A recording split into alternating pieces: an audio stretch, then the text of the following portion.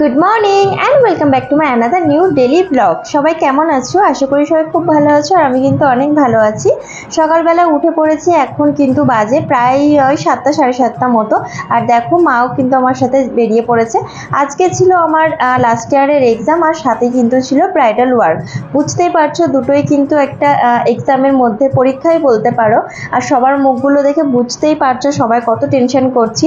যাই হোক, অশোকনগর নেমে পড়েছি। আমাদের এবার সিট পড়েছিল অশোকনগর, আর আকাশে কিন্তু ভালোই মেঘলা ছিল। তারপর কলেজেও চলে এসেছি। এখন কিন্তু আমাদের এক্সাম দেওয়া হয়ে গেছে, আর বাড়ি যাওয়ার সময় জাস্ট দেখো ট্রেনে এত ভিড়, মানে কি বলবো। তানজিরা লাস্ট পর্যন্ত তো আমার কোলেই বসে পড়েছে, কোনো তো সিটই পাইনি। আর কিছু বলার নেই, কি বলবো, বনগা লোকাল মানে তো তোমরা বুঝতেই পারছো। মোটামুটি এক্সামটা দিয়ে আমি কিন্তু চলে এসেছি ব্রাইডের বাড়িতে। আর দেখতেই পারছো আমি কিন্তু সেম ড্রেসই পরে আছি, মানে আমি কোনো রেস্টই পাইনি। আমি ডিরেক্ট ব্রাইডের বাড়িতে চলে এসেছি, কারণ ব্রাইডকে আমার ছাড়তে হতো সন্ধ্যা 6টা না কিংবা 7টার মধ্যে। আমি কি বলবো তোমাদের, এত টেনশন করেছি, মানে এক্সাম নিয়েও যেমন টেনশন হয়েছে, তেমনি ব্রাইডেরকে রেডি করে দিতে হবে টাইম মতো, সেটা নিয়েও এত টেনশন করেছি, নিজেরই লাস্টে শরীর খারাপ বাঁধিয়ে নিয়েছি। যাই হোক, তো ব্রাইডকে টাইম মতো রেডি করতে পেরেছি, এটাই আমার কাছে অনেক কিছু। আর এই ব্রাইডাল ওয়ার্কটা তোমাদেরকে কি বলবো, প্রায় ধরো 1.5 থেকে 2 ঘন্টার মধ্যে আমি শেষ করার চেষ্টা করেছি, আর সেটা কিন্তু করেও ফেলেছি। দেখতেই পাচ্ছো তারপরে কিন্তু আমাদের জন্য চলে আসে এরকম অতিথি আপ্যায়ন। কিন্তু বিশ্বাস করো, ওদের আপ্যায়ন দেখে সত্যি খুব ভালো লাগছিল। কিছু কিছু বাড়িতে এরকম করে, যার জন্য ভীষণ ভালো লাগে।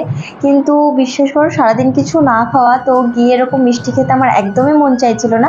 তো মৌলিকে বললাম কিছুটা নিয়ে নিতে, তো ও খেয়ে নিয়েছিল। তো আমি সেখান থেকে শুধু ফ্রুটিটা নিয়েছিলাম, কারণ আমার সত্যি শরীর আর পারছিল না। যাই হোক, ব্রাইডকে কিন্তু আমি রেডি করে দিয়েছি ঠিক টাইম মতোই। ও কিন্তু খুব হ্যাপি।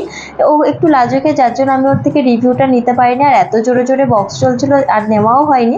যাই হোক, তোমরা কিন্তু অবশ্যই দেখে জানিও আজকে আমার এই ব্রাইডকে তোমাদের কেমন লাগলো, অবশ্যই কিন্তু জানাবে। আর আমার সাথে কিন্তু কন্ট্যাক্ট করতে পারো 7365030357 এই নাম্বারে। কল বা হোয়াটসঅ্যাপ করে নিও, তাহলে তোমাদের সুন্দর সুন্দর দিনগুলোতে কিন্তু আমি সাজাতে পারবো। যাই হোক, দেখো যখন সাজিয়েছি তখন এই যে ব্রাইড দাঁড়িয়ে আছে, বিয়েবাড়িতে কেউ আসেনি, তার এরকম ভয়ঙ্কর রাস্তা দিয়ে আমরা চলে আসলাম। ভয়ঙ্কর রাস্তা বলারও কারণ আছে। তো এসে দেখি সেদিন আবার রথের মেলা শুরু হয়ে গেছে, আমি জানতামও না যে আজকে রথের মেলা।